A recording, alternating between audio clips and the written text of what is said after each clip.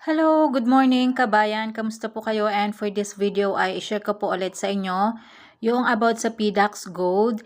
And eto nga, dahil nakagawa na tayo ng account, ay punta naman tayo sa pag-deposit from GCash via InstaPay to our PDAX account. And kapag nakapag-cash in or nakapag-deposit na tayo sa ating PDAX account, ayan, magbabay na tayo ng gold. Once na-open nyo na or nakapag-login na kayo sa inyong PDAX account, punta lang po kayo dito sa cash in. Ayan, click nyo lang po yan and then meron po tayong mga pagpipilian kung paano makapag-cash in. So for this video is via InstaPay. So pwede rin naman na QRPH naman or scan QR. Ang pipiliin ko nga is via InstaPay and then meron dyang lalabas na account number ng PDAX account natin. And then, ayan, pwede natin siyang i-copy. At yung PDAX account number natin is kung ano yung ni-registered nating mobile number. Ayan, copy lang natin yan. And then, mag-login tayo sa ating GCash account. And then, punta tayo dito sa transfer. And then, click nyo yung local. Ayan, meron nga tayong option dyan na scan QR o upload bank QR.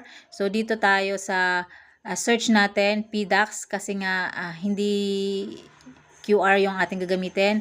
Search nyo lang dyan and then may lalabas na PDAX. Ayan.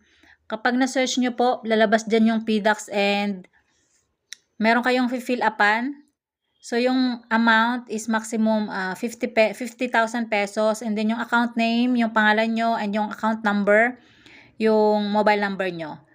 And then, pwedeng maglagay ng email address kung saan nyo isi-send. And then, meron po siyang 15 pesos na charge. Tinakpan ko lang po yung details. Click nyo lang po yung dito yung box na I confirm. And then, mag-deposit nga tayo ng 1,000 sa ating PDAX. And then, 1,015 yung makakaltas sa ating GCash account. And merong marireceive kayo na OTP.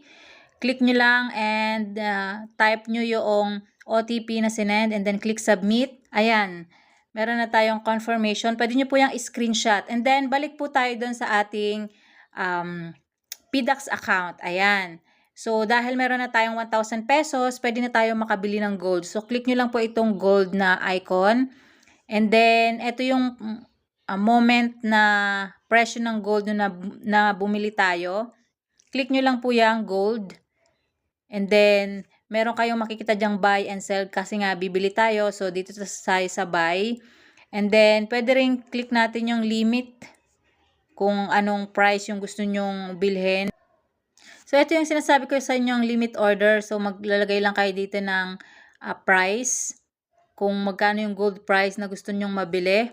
Pero, ang ginawa ko nga dito is, tinype ko lang yung price kung magkano yung gusto kong bilhin na gold. For example, 1,000 nga yung pera natin. And yung buy price na is nandito sa baba, yung market price, yung 9,399.274. So, type nyo lang po yung amount kung magkano yung gusto nyong bilhin. For example, 1,000 pesos, yung buong laman ng PDAX account natin, bibili na natin ng gold. So, ito yung magiging presyo niya. Kasi nga, every seconds nagbabago yung price. So, ayan, nasa 9,404.623 ang presyo ng gold. So, click lang natin yung buy. And then, ito yung nabili nating gold. 0.106156 na gold. And then, click lang natin yung confirm kasi meron siyang seconds na nagbibilang. Confirm 11 seconds. So, click lang natin yan.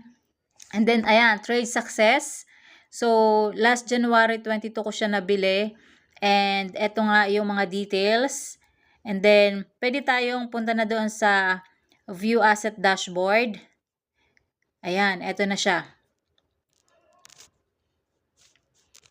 So, pwede na natin siyang iwanan dyan.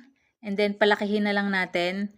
No? So, ang value niya is 978.77. So, nagkulang na sa 1,000, ibig sabihin, merong cut yung PDAX at dun sila kumikita. So, ayan. So, ito yung ating dashboard ngayon. Ito na yung total portfolio natin na equity with gold asset. Ayan. So, hintayin lang natin na mag-grow. Habang tumataas yung gold, ay pataas din yung ating pera dyan. And pag-check nyo nga po ng inyong registered email, meron kayong marireceive na email. Ayan, successfully na na-receive kayong deposit kanina. And then, meron din kayong marireceive na successful yung transaction sa pagbili nyo ng gold. Ayan, so may mga confirmation from GCash and confirmation sa inyong email na gumawa kayo ng mga transaction sa inyong PDAX account. So, ayan, pwedeng pagka mag-check kayo ng inyong transaction history via email or PDAX account, ayan, pwede po. So, sa ngayon po as February 5, meron na tayong 1,005.92. So, yung ating 1,000, ayan, ito na yung value ng ating 1,000 pesos na deposit. So, ganun lang po kadali kung paano tayo makapag-deposit sa ating PDAX account at kung paano tayo makabili ng gold dito sa ating PDAX account for long-term asset investment via digital or via virtual. And for more videos, please subscribe and click the notification button para updated kayo sa mga next videos na i-upload ko. And thank you so much for watching. Bye!